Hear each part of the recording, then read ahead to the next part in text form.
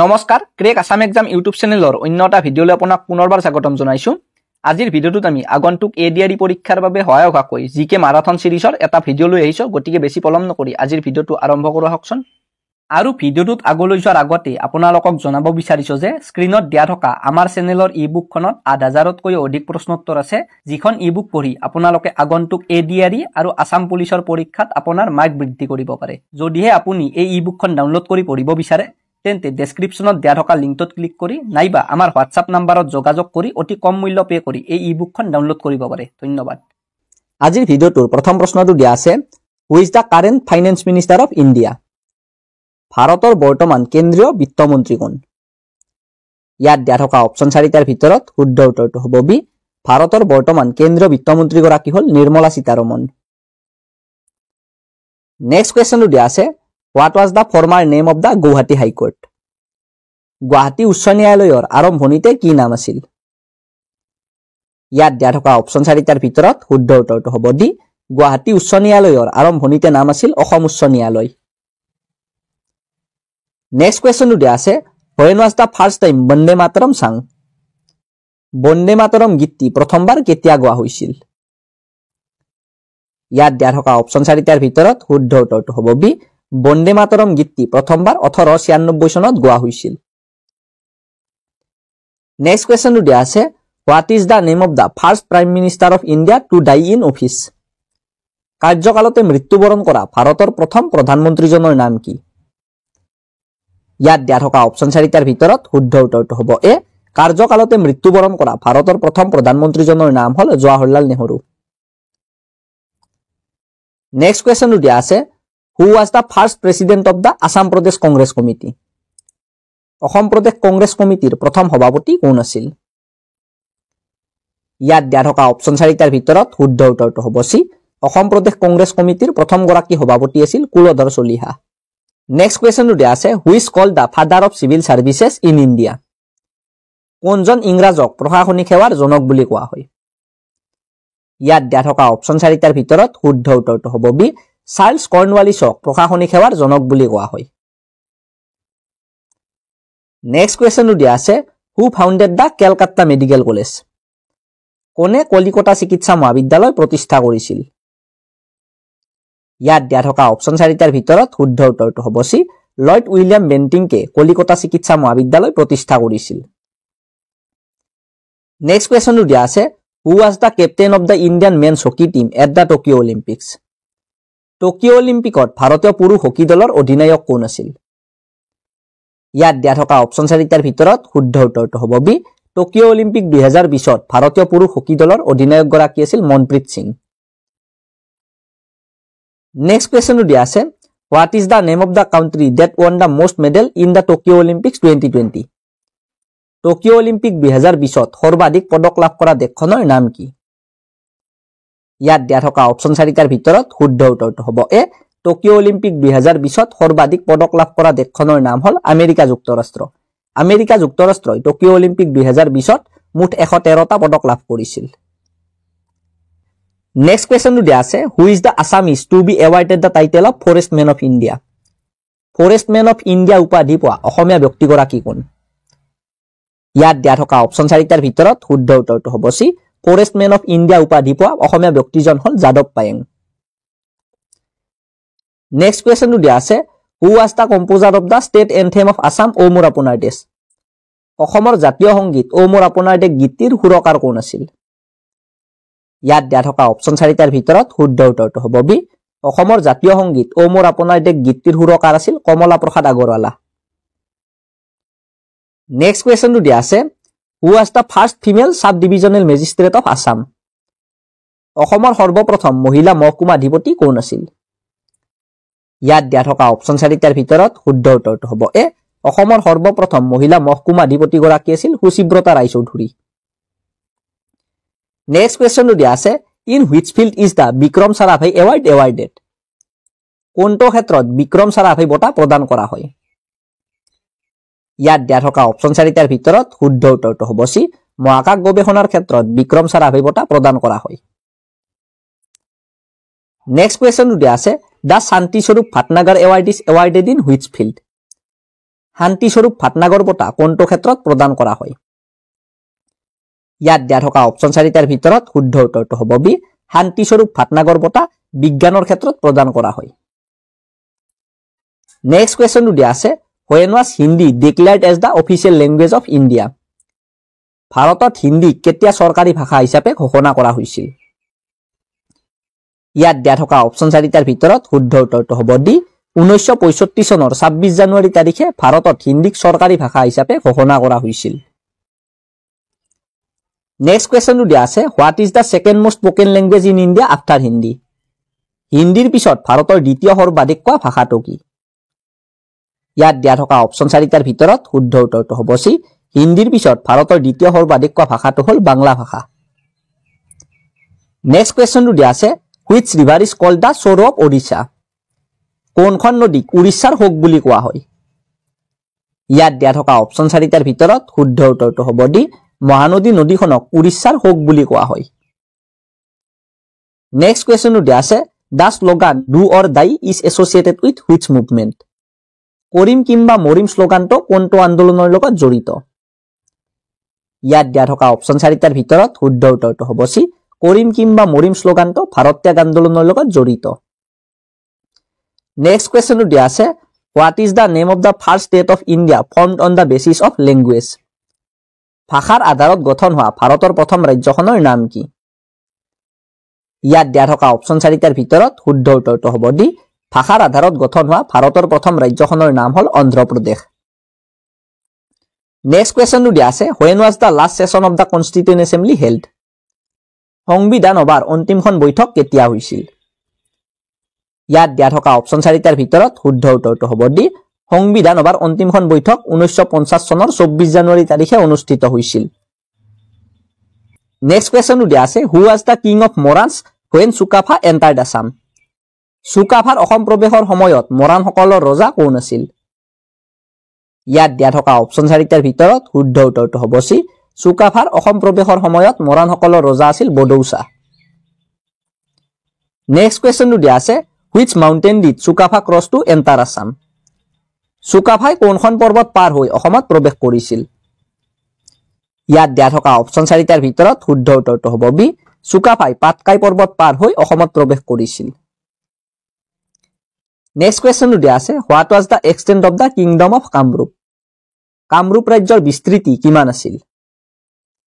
ইয়াত দিয়া থকা অপচন 4টাৰ ভিতৰত শুদ্ধ উত্তৰটো হ'ব চি কামৰূপ ৰাজ্যৰ বিস্তৃতি আছিল প্ৰায় 1700 মাইল। নেক্সট কুৱেশ্যনটো দিয়া আছে in which year was the Bharat Mahotsav started? কোন চনত ভাৰত মহোৎসৱ আৰম্ভ হৈছিল? ইয়াত দিয়া থকা অপচন 4টাৰ ভিতৰত শুদ্ধ উত্তৰটো হ'ব চি 1982 চনত ভাৰত মহোৎসৱ আৰম্ভ হৈছিল। নেক্সট কুৱেশ্যনটো দিয়া আছে where was the Bharat Mahotsav held for the first time? প্ৰথমবাৰৰ বাবে ক'ত ভাৰত মহোৎসৱ আয়োজন কৰা হৈছিল? ইয়াত দিয়া থকা অপচন 4টাৰ ভিতৰত শুদ্ধ উত্তৰটো হ'ব এ প্ৰথমবাৰৰ বাবে ব্ৰিটেইনত ভাৰত মহোৎসৱ আয়োজন কৰা হৈছিল। What is the full form of IFSC code? IFSC কোডৰ সম্পূৰ্ণ ৰূপটো কি? অৰ্থাৎ বেংকত যে IFSC কোড ব্যৱহাৰ কৰা হয় ইয়াৰ সম্পূৰ্ণ ৰূপটো কি? ইয়াৰ শুদ্ধ উত্তৰটো হ'ব বি IFSC কোডৰ সম্পূৰ্ণ ৰূপটো হ'ল Indian financial system code. Next কুৱেশ্যনটো দিয়া আছে what is the full name of G20? G20ৰ সম্পূৰ্ণ নামটো কি? ইয়াত দিয়া থকা অপচন 4টাৰ ভিতৰত শুদ্ধ উত্তৰটো হ'ব চি G20ৰ সম্পূৰ্ণ ৰূপটো হ'ল দ্য গ্ৰুপ অফ 20। নেক্সট কুৱেশ্যনটো দিয়া আছে Prabhasgiri is the name of a pilgrimage site of which religion? Prabhasgiri কোন ধৰ্মৰ তীৰ্থযাত্ৰী স্থানৰ নাম? ইয়াত দিয়া থকা অপচন 4টাৰ ভিতৰত শুদ্ধ উত্তৰটো হ'ব বি প্ৰভাসগিৰি জৈন ধৰ্মৰ তীৰ্থযাত্ৰী স্থানৰ নাম। নেক্সট কুৱেশ্যনটো দিয়া আছে where is the headquarters of Life Insurance Corporation of India located? ভাৰতীয় জীৱন বীমা নিগমৰ অৰ্থাৎ LICৰ মুখ্য কাৰ্যালয় ক'ত অৱস্থিত? ইয়াত দিয়া থকা অপচন 4টাৰ ভিতৰত শুদ্ধ উত্তৰটো হ'ব ডি ভাৰতীয় জীৱন বীমা নিগমৰ মুখ্য কাৰ্যালয় মুম্বাইত অৱস্থিত। নেক্সট কুৱেশ্যনটো দিয়া আছে which of the following novels was written by Mamoni Raisom Goswami? তলৰ কোনখন মামনি ৰয়ছম গোস্বামীৰ দ্বাৰা ৰচিত উপন্যাস? ইয়াত দিয়া থকা অপচন 4টাৰ ভিতৰত শুদ্ধ উত্তৰটো হ'ব চি তলত দিয়া থকা নাঙত চহৰ নামৰ উপন্যাসখন মামনি ৰয়ছম গোস্বামীৰ দ্বাৰা ৰচিত। নেক্সট কুৱেশ্যনটো দিয়া আছে which of the following is not a tributary of the Brahmaputra river তলৰ কোনখন ব্ৰহ্মপুত্ৰ নদীৰ উপনৈ নহয় ইয়াত দিয়া থকা অপচন 4টাৰ ভিতৰত শুদ্ধ উত্তৰটো হ'ব ডি ইয়াত দিয়া থকা ধলেশ্বৰী নৈখন ব্ৰহ্মপুত্ৰ নদীৰ উপনৈ নহয় নেক্সট কুৱেশ্যনটো দিয়া আছে what is the name of the longest mountain range in the world পৃথিৱীৰ দীৰ্ঘতম পৰ্বতমালাখনৰ নাম কি ইয়াত দিয়া থকা অপচন 4টাৰ ভিতৰত শুদ্ধ উত্তৰটো হ'ব বি পৃথিৱীৰ দীৰ্ঘতম পৰ্বতমালাখনৰ নাম হ'ল এন্ডিছ পৰ্বতমালা নেক্সট কুৱেশ্যনটো দিয়া আছে what is the holy scripture of the Jains called জৈনসকলৰ পবিত্ৰ ধৰ্মগ্ৰন্থখনক কি বুলি কোৱা হয় ইয়াত দিয়া থকা অপচন 4টাৰ ভিতৰত শুদ্ধ উত্তৰটো হ'ব বি জৈনসকলৰ পবিত্ৰ ধৰ্মগ্ৰন্থখনক আগামা বুলি কোৱা হয় নেক্সট কুৱেশ্যনটো দিয়া আছে the word তীৰ্থংকৰা is associated with which religion তীৰ্থংকৰ শব্দটো কোন ধৰ্মৰ লগত জড়িত ইয়াত দিয়া থকা অপচন 4টাৰ ভিতৰত শুদ্ধ উত্তৰটো হ'ব এ তীৰ্থংকৰ শব্দটো জৈন ধৰ্মৰ লগত জড়িত নেক্সট কুৱেশ্যনটো দিয়া আছে during whose reign did Hiuen Tsang visited Assam কাৰ ৰাজত্বকালত হিউৱেন চাঙে অসম ভ্ৰমণ কৰিছিল ইয়াত দিয়া থকা অপচন 4টাৰ ভিতৰত শুদ্ধ উত্তৰটো হ'ব চি বৰ্মন বংশৰ শ্ৰেষ্ঠ ৰজা কুমাৰ ভাস্কৰ বৰ্মনৰ ৰাজত্বকালত হিউৱেন চাঙে অসম ভ্ৰমণ কৰিছিল নেক্সট কুৱেশ্যনটো দিয়া আছে during whose reign did Hiuen Tsang visited India কাৰ ৰাজত্বকালত হিউৱেন চাঙে ভাৰত ভ্ৰমণ কৰিছিল ইয়াত দিয়া থকা অপচন 4টাৰ ভিতৰত শুদ্ধ উত্তৰটো হ'ব বি হৰ্ষবৰ্ধনৰ ৰাজত্বকালত হিউৱেন চাঙে ভাৰত ভ্ৰমণ কৰিছিল নেক্সট কুৱেশ্যনটো দিয়া আছে who was the founder of the Brahmo Samaj founded in 1828 1828 চনত প্ৰতিষ্ঠা হোৱা ব্ৰাহ্ম সমাজৰ প্ৰতিষ্ঠাপক কোন আছিল ইয়াত দিয়া থকা অপচন 4টাৰ ভিতৰত শুদ্ধ উত্তৰটো হ'ব ডি 1828 খ্ৰীষ্টাব্দত প্ৰতিষ্ঠা হোৱা ব্ৰাহ্ম সমাজৰ প্ৰতিষ্ঠাপক আছিল ৰাজা ৰামমোহন ৰায় নেক্সট কুৱেশ্যনটো দিয়া আছে when was Indian Navy Act passed ভাৰতীয় নৌসেনা আইন কেতিয়া গৃহীত হৈছিল ইয়াত দিয়া থকা অপচন 4টাৰ ভিতৰত শুদ্ধ উত্তৰটো হ'ব এ 1927 চনত ভাৰতীয় নৌসেনা আইন গৃহীত কৰা হৈছিল 1927 চনত এই আইনখন গৃহীত কৰা হৈছিল যদিও 1957 চনতে এই আইনখন কাৰ্যকৰী কৰা হৈছিল নেক্সট কুৱেশ্যনটো দিয়া আছে হু build the gateway of India gateway of India কোনে নিৰ্মাণ কৰিছিল ইয়াত দিয়া থকা অপচন 4টাৰ ভিতৰত শুদ্ধ উত্তৰটো হ'ব এ জৰ্জ উইটেটে গেটৱে অফ ইণ্ডিয়া নিৰ্মাণ কৰিছিল নেক্সট কুৱেশ্যনটো দিয়া আছে who wrote the book glimpses of world history glimpses of world history নামৰ গ্ৰন্থখন কোনে লিখিছিল ইয়াত দিয়া থকা অপচন 4টাৰ ভিতৰত শুদ্ধ উত্তৰটো হ'ব ডি পণ্ডিত জৱাহৰলাল নেহৰুৱে গ্লিমছেছ অফ ৱৰ্ল্ড হিষ্ট্ৰী নামৰ গ্ৰন্থখন লিখিছিল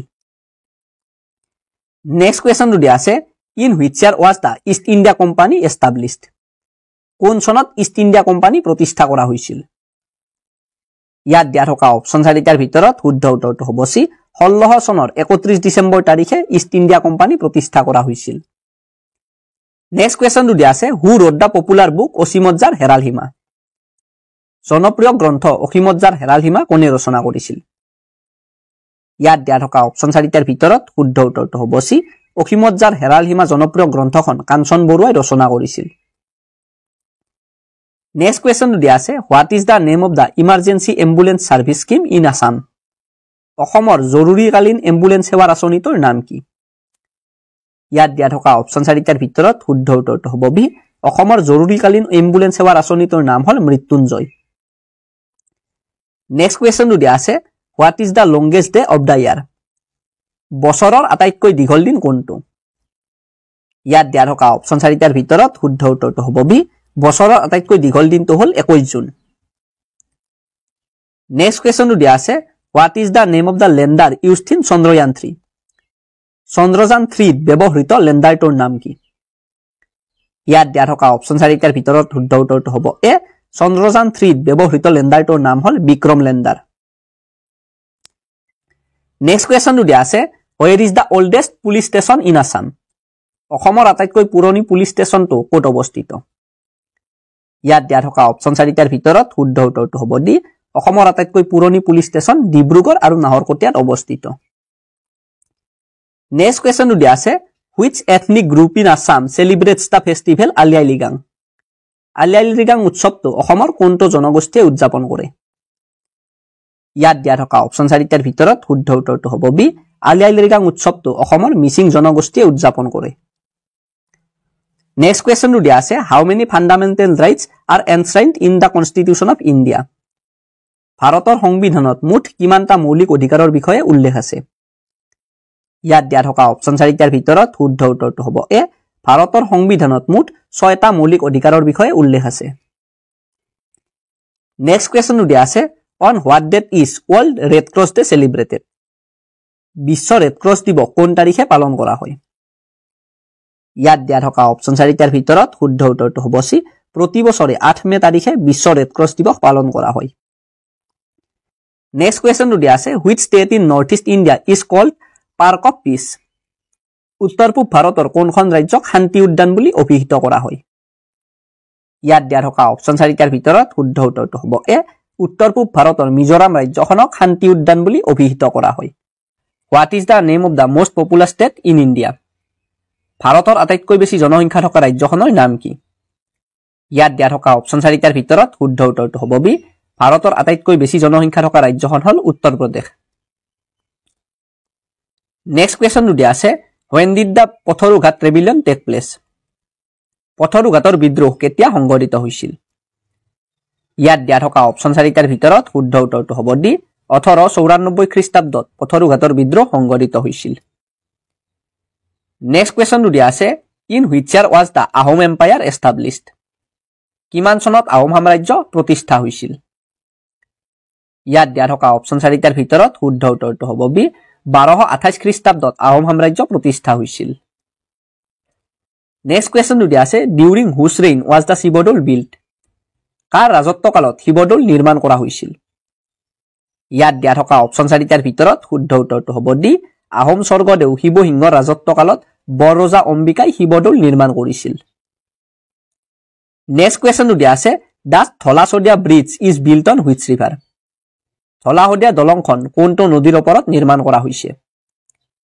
ইয়াত দিয়া থকা অপচন 4টাৰ ভিতৰত শুদ্ধ উত্তৰটো হ'ব বি ধলাশদিয়া দলংখন লোহিত নদীৰ ওপৰত নিৰ্মাণ কৰা হৈছে নেক্সট কোৱেশ্চনটো দিয়া আছে ইন হুজ memory was the Joysagar tank ডাগ কাৰ স্মৃতি ৰক্ষাৰ উদ্দেশ্যে জয়সাগৰ পুখুৰীটো খন্দা হৈছিল ইয়াত দিয়া থকা অপচন 4টাৰ ভিতৰত শুদ্ধ উত্তৰটো হ'ব এ মহাসতী জয়মতীৰ স্মৃতি ৰক্ষাৰ উদ্দেশ্যে স্বৰ্গদেউ ৰুদ্ৰসিংহই জয়সাগৰ পুখুৰীটো খান্দিছিল নেক্সট কোৱেশ্চনটো দিয়া আছে what was the name of the second film directed by Jyotiprasad Agarwala Jyotiprasad আগৰৱালাৰ দ্বাৰা পৰিচালিত দ্বিতীয়খন চলচ্চিত্ৰৰ নাম কি আছিল ইয়াত দিয়া থকা অপচন 4টাৰ ভিতৰত শুদ্ধ উত্তৰটো হ'ব বি ৰূপকৰ জ্যোতিপ্ৰসাদ আগৰৱালাৰ দ্বাৰা পৰিচালিত দ্বিতীয়খন চলচ্চিত্ৰৰ নাম আছিল ইন্দ্ৰমালতী আৰু এই ইন্দ্ৰমালতী চলচ্চিত্ৰখন 1939 চনত মুক্তি লাভ কৰিছিল নেক্সট কোৱেশ্চনটো দিয়া আছে হোৱেৰ ৱাজ জ্যোতিপ্ৰসাদ আগৰৱালা বৰ্ণ জ্যোতিপ্ৰসাদ আগৰৱালাৰ ক'ত জন্ম হৈছিল ইয়াত দিয়া থকা অপচন 4টাৰ ভিতৰত শুদ্ধ উত্তৰটো হ'ব বি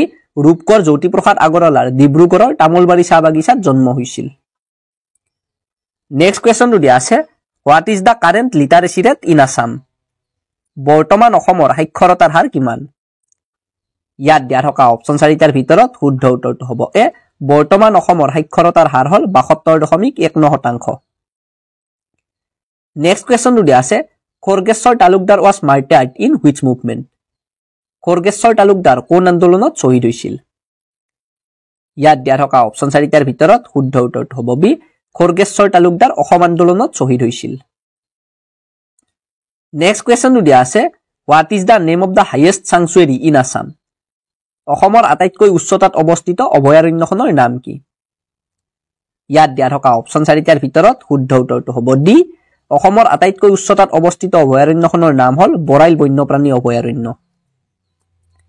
নেক্সট কোৱেশ্চনটো দিয়া আছে Barail wildlife sanctuary is located in which district of Assam Barail বন্যপ্ৰাণী অভয়াৰণ্যখন অসমৰ কোনখন জিলাত অৱস্থিত ইয়াত দিয়া থকা অপচন 4টাৰ ভিতৰত শুদ্ধ উত্তৰটো হ'ব ডি বৰাইল বন্যপ্ৰাণী অভয়াৰণ্যখন অসমৰ কাছাৰ জিলাখনত অৱস্থিত নেক্সট কোৱেশ্চনটো দিয়া আছে হু কিল্ড বদন চন্দ্ৰ বৰফুকন বদন চন্দ্ৰ বৰফুকনক কোনে হত্যা কৰিছিল ইয়াত দিয়া থকা অপচন 4টাৰ ভিতৰত শুদ্ধ উত্তৰটো হ'ব বি বদন চন্দ্ৰ বৰফুকনক ৰূপসিং সুবেদাৰ নামৰ ব্যক্তি এগৰাকীয়ে হত্যা কৰিছিল নেক্সট কোৱেশ্চনটো দিয়া আছে where was the first capital of the Ahom empire Ahom সাম্ৰাজ্যৰ প্ৰথম ৰাজধানী ক'ত আছিল ইয়াত দিয়া থকা অপচন 4টাৰ ভিতৰত শুদ্ধ উত্তৰটো হ'ব ডি আহোম সাম্ৰাজ্যৰ প্ৰথম ৰাজধানী আছিল চৰাইদেউ নেক্সট কোৱেশ্চনটো দিয়া আছে according to whom was the constituent assembly of India formed কাৰ মতে ভাৰতৰ সংবিধান সভা গঠন কৰা হৈছিল ইয়াত দিয়া থকা অপচন 4টাৰ ভিতৰত শুদ্ধ উত্তৰটো হ'ব এ কেবিনেট মিছন পৰিকল্পনাৰ মতে ভাৰতৰ সংবিধান সভা গঠন কৰা হৈছিল নেক্সট কোৱেশ্চনটো দিয়া আছে where was the concept of written constitution first born লিখিত সংবিধানৰ ধাৰণাটো প্ৰথমে ক'ত জন্ম হৈছিল ইয়াত দিয়া থকা অপচন 4টাৰ ভিতৰত শুদ্ধ উত্তৰটো হ'ব ডি লিখিত সংবিধানৰ ধাৰণাটো প্ৰথমে আমেৰিকা যুক্তৰাষ্ট্ৰত জন্ম হৈছিল নেক্সট কোৱেশ্চনটো দিয়া আছে how many high courts are there in India ভাৰতত মুঠ কিমানখন উচ্চ ন্যায়ালয় আছে ইয়াত দিয়া থকা অপচন 4টাৰ ভিতৰত শুদ্ধ উত্তৰটো হ'ব ডি বৰ্তমান ভাৰতত মুঠ 25খন উচ্চ ন্যায়ালয় আছে নেক্সট কোৱেশ্চনটো দিয়া আছে which place is called Manchester of South India দক্ষিণ ভাৰতৰ মানচেষ্টাৰ বুলি কোনখন ঠাইক কোৱা হয় ইয়াত দিয়া থকা অপচন 4টাৰ ভিতৰত শুদ্ধ উত্তৰটো হ'ব সি কোইম্বাটুৰ ঠাইখনক দক্ষিণ ভাৰতৰ মানচেষ্টাৰ বুলি কোৱা হয় নেক্সট কোৱেশ্চনটো দিয়া আছে which article of Indian Constitution grants special status to the states of North East India ভাৰতীয় সংবিধানৰ কোনটো অনুচ্ছেদে উত্তৰ পূব ভাৰতৰ ৰাজ্যসমূহক বিশেষ মৰ্যাদা প্ৰদান কৰে ইয়াত দিয়া থকা অপচন 4টাৰ ভিতৰত শুদ্ধ উত্তৰটো হ'ব সি ভাৰতীয় সংবিধানৰ 371 নং অনুচ্ছেদে উত্তৰ পূব ভাৰতৰ ৰাজ্যসমূহক বিশেষ মৰ্যাদা প্ৰদান কৰে নেক্সট কোৱেশ্চনটো দিয়া আছে who was the first Assamese actress to star in the film Joymoti Joymoti চলচ্চিত্ৰখনত অভিনয় কৰা প্ৰথম অসমীয়া অভিনেত্ৰী গৰাকী কোন আছিল ইয়াত দিয়া থকা অপচন 4টাৰ ভিতৰত শুদ্ধ উত্তৰটো হ'ব সি জয়মতী চলচ্চিত্ৰখনত অভিনয় কৰা প্ৰথম অসমীয়া অভিনেত্ৰী গৰাকী আছিল আইদেউ সন্দিকৈ নেক্সট কোৱেশ্চনটো দিয়া আছে who is known as the empress of গোৱালপৰীয়া লোকগীত গোৱালপৰীয়া লোকগীতৰ সম্ৰাজ্ঞী হিচাপে কাক জনা যায় ইয়াত দিয়া থকা অপচন 4টাৰ ভিতৰত শুদ্ধ উত্তৰটো হ'ব এ প্ৰতিমা বৰুৱা পাণ্ডেক গোৱালপৰীয়া লোকগীতৰ সম্ৰাজ্ঞী হিচাপে জনা যায় নেক্সট কোৱেশ্চনটো দিয়া আছে where is the source of the Indus river Hindu নদীৰ উৎপত্তি স্থল ক'ত ইয়াত দিয়া থকা অপচন 4টাৰ ভিতৰত শুদ্ধ উত্তৰটো হ'ব বি হিন্দু নদীৰ উৎপত্তি স্থল হ'ল মানস সৰোবৰ হ্ৰদ নেক্সট কোৱেশ্চনটো দিয়া আছে when were the highways established in Assam অসমত কেতিয়া ঘাইপথ স্থাপন কৰা হৈছিল ইয়াত দিয়া থকা অপচন 4টাৰ ভিতৰত শুদ্ধ উত্তৰটো হ'ব সি 1866 চনত অসমত ঘাইপথ স্থাপন কৰা হৈছিল নেক্সট কোৱেশ্চনটো দিয়া আছে which is the main national highway of Assam অসমৰ প্ৰধান ৰাষ্ট্ৰীয় ঘাইপথ কোনটো ইয়াত দিয়া থকা অপচন 4টাৰ ভিতৰত শুদ্ধ উত্তৰটো হ'ব এ অসমৰ প্ৰধান ৰাষ্ট্ৰীয় ঘাইপথটো হ'ল 31 নং ৰাষ্ট্ৰীয় ঘাইপথ আজিৰ ভিডিঅ'টোত এইখিনি প্ৰশ্ন আছিল আকৌ লগ পাম আপোনালোকক অন্য এটা ভিডিঅ'ৰ সৈতে তেতিয়ালৈকে গুড বাই